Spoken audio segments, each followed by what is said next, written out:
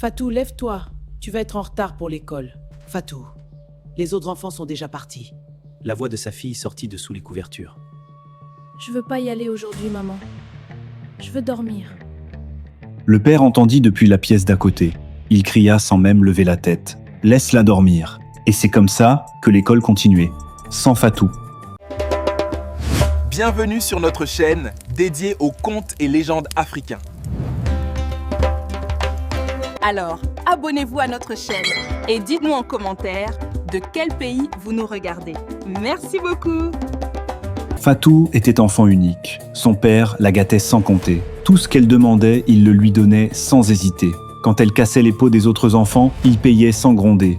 Quand les parents du village venaient se plaindre, il haussait les épaules. Ce n'est qu'une enfant, puis il sortait son portefeuille. Fatou grandissait sans limite. Elle passait devant les anciens sans les saluer. Elle provoquait des bagarres au marché. Un jour, elle avait poussé une vieille femme qui l'avait bousculée par accident. La vieille était tombée au sol. Les gens autour avaient secoué la tête, mais personne n'osait dire quoi que ce soit au père de Fatou. Puis le père mourut. Un matin, il grimpa sur un palmier pour récolter du vin de palme. Il fit un faux pas. Les gens l'entendirent crier depuis la route. On le transporta chez le guérisseur, il fit tout ce qu'il put. Le soir même, le père rendait son dernier souffle. Fatou se jeta sur le sol poussiéreux de la concession en criant « Papa, papa, ne pars pas !» Elle roulait dans la poussière, les mains dans les cheveux. « Ne me laisse pas !» Les habitants du village se rassemblèrent autour de la concession. Ils chuchotaient entre eux. Dans la foule, une vieille femme s'appuya sur sa canne et soupira profondément. Cet enfant, si seulement son père l'avait corrigé quand il en avait encore le temps. La mère d'Amina était trop brisée pour entendre quoi que ce soit. La maison qui résonnait de rire devint silencieuse. L'argent manquait, les beaux vêtements s'usèrent. La mère se levait avant l'aube pour aller au champ. Un matin, elle frappa à la porte de Fatou. Viens m'aider au champ aujourd'hui. J'ai pas envie. Sa mère poussa la porte et entra. Fatou, ton père n'est plus là. Les choses ont changé. Je ne peux pas tout faire seul. Fatou se retourna vers le mur. Laisse-moi tranquille. Sa mère sortit sans rien ajouter. Le soir venu, une vieille femme du village appela Fatou depuis le bord du chemin. Fatou, viens ici, ma fille. Quoi encore? Fatou s'arrêta et la regarda avec irritation. Quoi encore? La vieille femme parla doucement. Ton père n'est plus là pour réparer tes erreurs. Change avant que la vie ne t'apprenne une leçon que tu n'oublieras jamais. Fatou siffla entre ses dents. Vieille femme, occupe-toi de tes affaires. Et elle s'éloigna sans se retourner. Les mois passèrent. Fatou commença à fréquenter des garçons plus âgés, venus des villages voisins. Ils se retrouvaient derrière une vieille case abandonnée près de la forêt. Ils buvaient, riaient fort, rentraient tard. Une nuit, la mère attendit Fatou dans le couloir. « D'où tu viens, à cette heure ?» Fatou leva les yeux au ciel. « Je suis plus une enfant maman.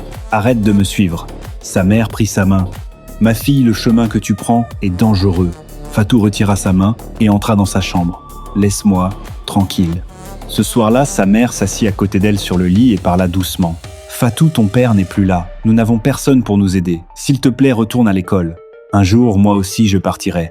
Je veux que tu deviennes quelqu'un. » Fatou soupira. « Maman, l'école, c'est pas pour moi. Mais mon avenir sera brillant. Je vais prendre soin de moi-même. » Elle éteignit la lampe. Sa mère prit une décision la nuit même. Elle allait envoyer Fatou chez sa sœur en ville. Là-bas, Fatou apprendrait la couture. Puisqu'elle refusait l'école, au moins elle aurait un métier. 2 semaines plus tard, elles montèrent dans un bus poussiéreux. Fatou regardait le paysage défiler par la fenêtre en mâchant des arachides. Sa mère jetait des regards vers elle, mais gardait le silence. En fin d'après-midi, le bus entra dans la ville. Les klaxons, les motos, la foule. Fatou n'avait jamais vu ça. « Alors c'est ça la ville », murmura-t-elle. Sa mère prit sa main. « N'oublie pas pourquoi tu viens ici. Ta tante Pauline va t'apprendre la couture. Écoute-la bien. » Fatou haussa les épaules. « On verra. » Elles arrivèrent devant une concession modeste. Tante Pauline était assise sous un manguier et découpait du tissu. Quand elle vit arriver les 2 femmes, elle se leva et étreignit sa sœur. « Ah, te voilà enfin !» Après les salutations tante, Pauline observa Fatou de la tête aux pieds. Son regard était calme, mais perçant. Donc c'est elle. Elle se tourna vers la mère. « Elle est sous ma responsabilité maintenant. » La mère hocha la tête. « Oui, je te fais confiance. Tante Pauline regarda Fatou. « Ma fille, cette ville n'est pas comme ton village. Ici, si tu choisis le mauvais chemin, les conséquences arrivent vite. » Fatou donna un coup de pied dans un caillou sans répondre.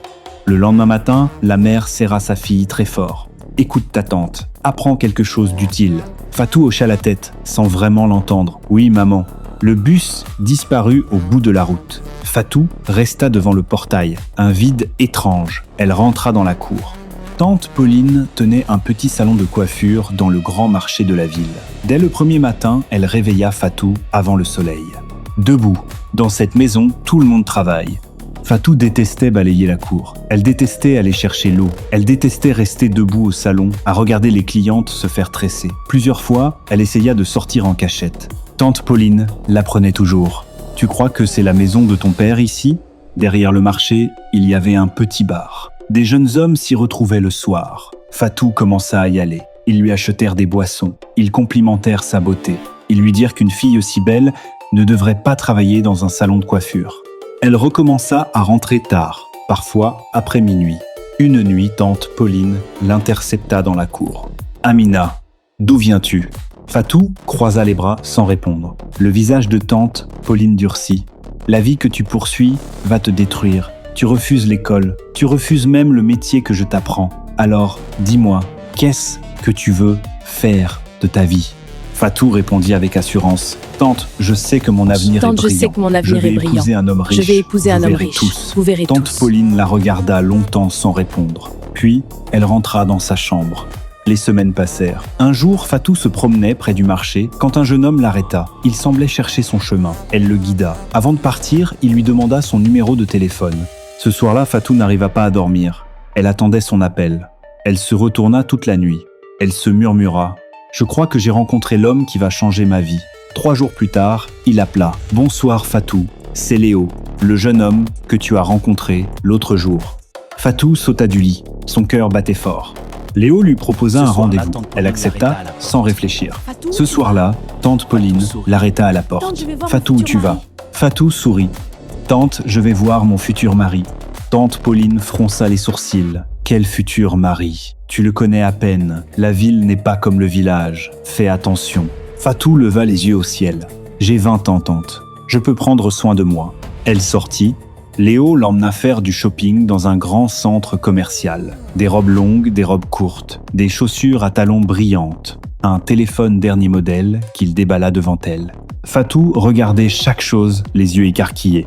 Elle n'avait jamais vu autant de belles choses toutes pour elle en même temps. « Tu aimes ?» demanda Léo avec son grand sourire. « J'adore » dit-elle. Il rit. « Pour moi, tu mérites encore plus que ça. » Le soir, au restaurant, il lui commanda les plats les plus chers. Il lui parla de ses affaires, de ses projets, de l'avenir qu'il voulait construire. Il la regardait comme si elle était la plus belle femme qu'il avait jamais vue. « Tu es une femme spéciale, Fatou. J'ai envie de prendre soin de toi pour toujours. » Ces mots lui allèrent droit au cœur. Avant de la raccompagner, il lui mit une épaisse liasse d'argent dans la main. « Prends ça, achète ce dont tu as besoin. » Fatou regarda l'argent. Elle n'avait jamais tenu autant dans sa vie. Elle rentra chez tante Pauline presque en courant. Tante Pauline observa en silence. Puis elle dit doucement « Ma fille, fais attention avec cet homme. » Fatou agita la main. « Il n'y a rien à craindre, tante. » Cette nuit-là, elle appela sa mère au village. « Maman, vous disiez que je n'allais rien réussir. Regarde-moi maintenant, j'ai un téléphone neuf. Envoie-moi ton numéro de compte, je vais t'envoyer de l'argent. » Sa mère resta silencieuse un moment. « Ma fille, tout ce qui brille n'est pas de l'or. Fais attention. » Mais Fatou avait déjà raccroché. Le lendemain matin, tante Pauline frappa à sa porte. « Fatou, on va au salon. » Fatou répondit sans se lever. « Tante, je suis trop grande pour travailler dans un salon de coiffure maintenant. » Tante Pauline resta devant la porte fermée. Elle ne dit rien. Elle prit son sac et partit seule.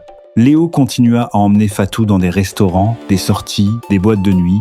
Fatou se promenait maintenant au marché avec fierté. Les filles qui se moquaient d'elle, autrefois la regardaient avec envie.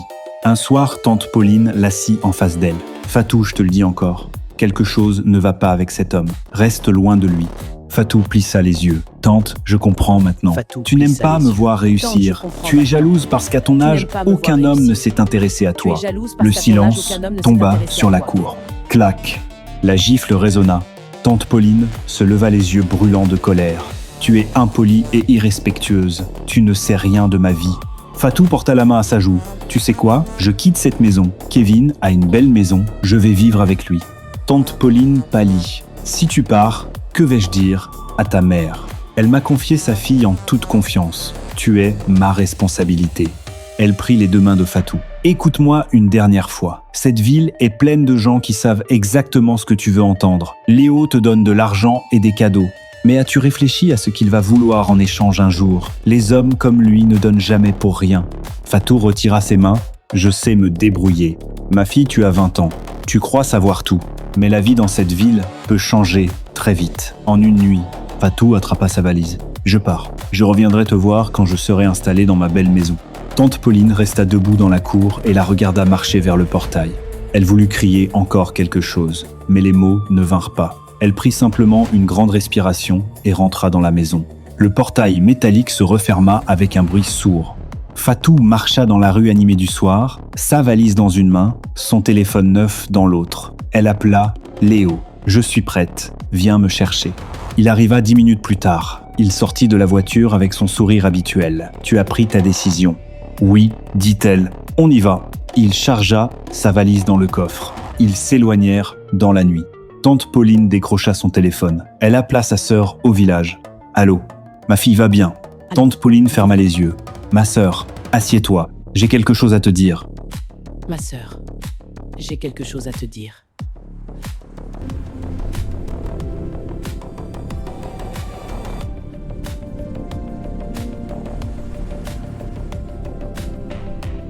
Merci d'avoir regardé la première partie. Abonnez-vous pour la deuxième partie.